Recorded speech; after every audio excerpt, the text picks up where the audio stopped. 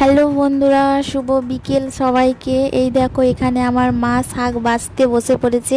আমার মা গিয়েছিল জমি দেখতে, আর জমিতে দেখছে প্রচণ্ড শাক হয়েছে।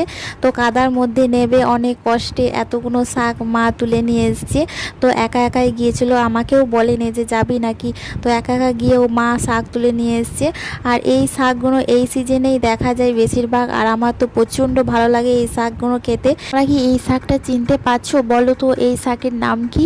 তো আমাদের ভাষায় তো আমরা চাতো মারা বলি, তো তোমরা তোমাদের ভাষায় কি বলো একটু কমেন্টে বলো। এই শাক আর ফ্যান ভাত থাকলে উফ, আর কোনো কিছুই দরকার নেই।